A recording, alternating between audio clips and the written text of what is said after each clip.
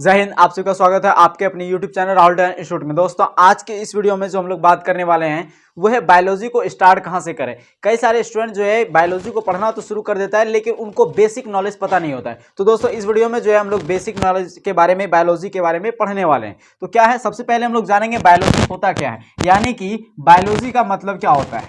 आप अगर जानते होंगे ये चीज तो आपको पता ही होगा कि बायोलॉजी को हिंदी में हम लोग क्या कहते हैं, तो जीव विज्ञान कहते हैं। ठीक है, अब ये समझेंगे जीव विज्ञान होता क्या है।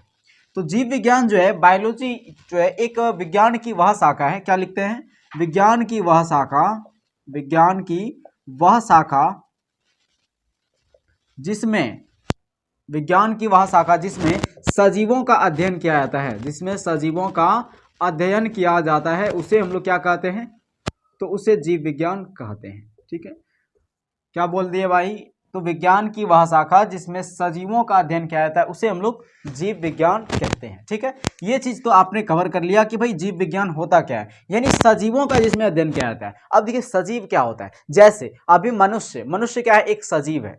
क्यों, क्योंकि भाई ये एक जगह से दूसरी जगह जा सकता है, ये श्वसन करता है, ये वहन करता है, इसमें परिवहन होता है, यानी ये सारी प्रक्रियाएं इसमें क्या होता है, मनुष्य में होता है। पाचन क्रिया होता है, भोजन करता है, पोषण करता है, ये सारी क्रियाएं करता है मनुष्य, यानी ये क्या है, सजीव है। निर्जीव वस्तुएं जो होती है वो गति नहीं करती है, वो श्वसन नहीं करती है, वो पाचन नहीं करती है, वो भोजन भी नहीं करती है, तो वो क्या होता है, निर्जीव वस्तु। जैसे ये मार्कर, ये क्या भोजन करता है क्या भाई, नहीं। ये क्या गति करता है अपने से, नहीं करता है।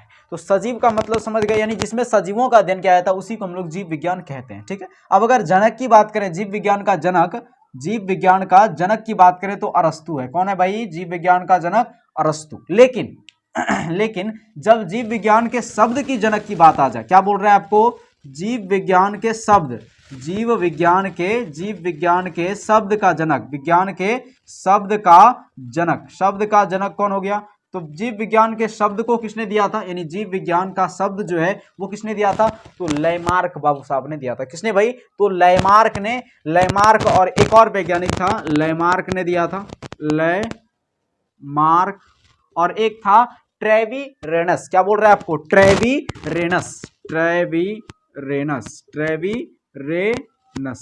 लैमार्क और ट्रेवीरेनस, ये दो वैज्ञानिक था जिसने क्या किया था, तो जीव विज्ञान नाम को दिया था। ट्रेवीरेनस और लैमार्क, इन दोनों ने जो है क्या दिया था, जीव विज्ञान शब्द को, मतलब शब्द का जनक है ये। ठीक है, अब अगर बायोलॉजी यानी जीव विज्ञान की बात करें तो जीव विज्ञान को मुख्यतः दो भागों में बांटकर पढ़ा जाता है। कितने भागों में, दो भागों में।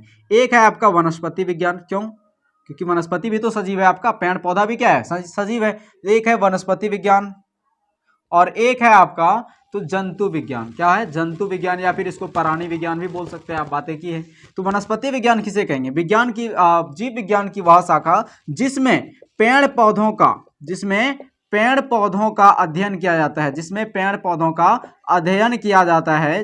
क्या बोल रहे हैं आपको, पेड़ पौधों का, जीव विज्ञान की वह शाखा जिसमें पेड़ पौधों का अध्ययन किया जाता है उसे हम लोग जो है क्या कहते हैं, तो उसे हम लोग वनस्पति विज्ञान कहते हैं। ठीक है, उसे क्या कहते हैं, वनस्पति विज्ञान कहते हैं। अब देखते हैं जंतु विज्ञान। अब इसमें बात करें तो पेड़ पौधों का जिसमें अध्ययन किया जाता है उसे वनस्पति विज्ञान कहते हैं। जैसे वनस्पति विज्ञान में क्या आ जाएगा, सभी पेड़ पौधे, क्या हो जाएगा, पेड़ पौधे हो गया, तो ये सब जो है कौन सा विज्ञान में आ जाएगा, वनस्पति विज्ञान में।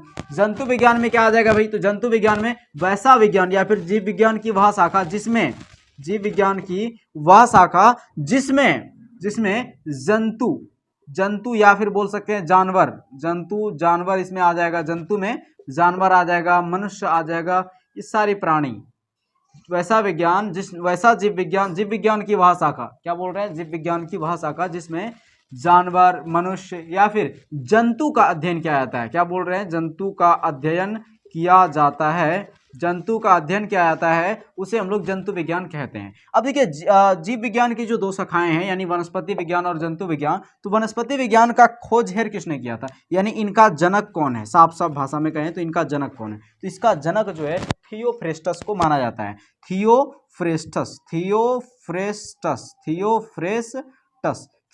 थियोफ्रेस्टस को कहा जाता है। क्यों भाई, क्योंकि इसने 500 अलग अलग प्रजातियों का, पेड़ पौधे के प्रजातियों का खोज किया था, 500 अलग अलग प्रजातियों का खोज किया था इसने, और जिस वजह से इसे जो है क्या कहा जाता है, तो वनस्पति विज्ञान का जनक कहा जाता है। यानी 500 अलग अलग पौधे के प्रजातियों का, पेड़ के प्रजातियों का इसने खोज किया था। अभी हम लोग अगर लिखना शुरू करें ना पेड़ पौधों का, तो 30 से 40 लिखते लिखते अभी हालत खराब हो जाएगा, लेकिन इसने 500 नए नए प्रजातियों का खोज किया था, जिस वजह से थियोफ्रेस्टस को जो है वनस्पति विज्ञान के क्षेत्र में काफी ज्यादा ज्ञाता माना जाता है और इसे जनक भी कहा जाता है। अब अगर जंतु विज्ञान की बात करें तो जंतु विज्ञान का जनक कौन है भाई, तो आपको पता होना चाहिए कि जंतु विज्ञान का जनक कौन है। तो जंतु विज्ञान का जनक कौन है, तो जंतु विज्ञान का जनक है अरस्तु। कौन है भाई, अरस्तु। अरस्तु।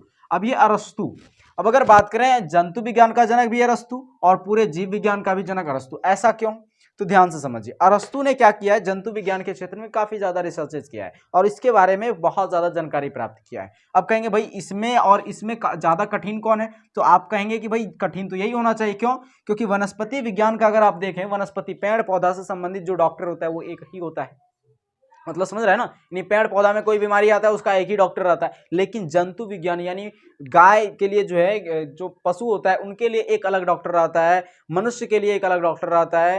यानी हर एक क्षेत्र में, जैसे मनुष्य का भी एक एक पार्ट के लिए अलग डॉक्टर होता है। जैसे दांत, जो डॉक्टर दांत ठीक कर रहा है वो कान नहीं ठीक करेगा, जो डॉक्टर कान ठीक कर रहा है वो दांत ठीक नहीं करेगा, जो डॉक्टर पेट के लिए एक अलग डॉक्टर होता है, गोड़ ठीक यानी कि प्लास्टर करने के लिए एक अलग डॉक्टर होता है, हड्डी टूटी हुई हड्डी को बैठाने के लिए एक अलग डॉक्टर होता है। यानी हर एक स्टेप पे मनुष्य के हर एक एक अंग पे जो है क्या होता है, डॉक्टर निर्धारित किया गया है। यानी सबसे ज्यादा कठिन जो विज्ञान है, जो जीव विज्ञान का पार्ट है, वो है जंतु विज्ञान। और इस क्षेत्र में जो अरस्तु ने रिसर्च किया है, इसके बारे में इन्होंने जो है क्या दिया है, जानकारी दिया है और लाइन बाय लाइन उसका जो है एक्सप्लेनेशन इन्होंने किया है, जिस वजह से अरस्तु जो है काफी ज्यादा इसको मशक्कत करनी पड़ी, जिस वजह से अरस्तु को ना केवल जंतु विज्ञान का बल्कि इसे पूरे जीव विज्ञान का जनक माना जाता है। इस चीज को आप समझ गए होंगे। तो दोस्तों इसके बाद जो है आप कोई सा भी चैप्टर, आप चाहे 11th में पढ़ रहे हो, 9th में पढ़ रहे हो, 10th में पढ़ रहे हो या 12th में पढ़ रहे हो, इसके बाद यानी इतना आपका नॉलेज जो है, ये बेसिक नॉलेज है, ये हर स्टूडेंट को जो बायोलॉजी पढ़ना चाहता है हर स्टूडेंट को ये पता होनी चाहिए। तो दोस्तों इतना आपको पता होना चाहिए हर एक चीज के बारे में।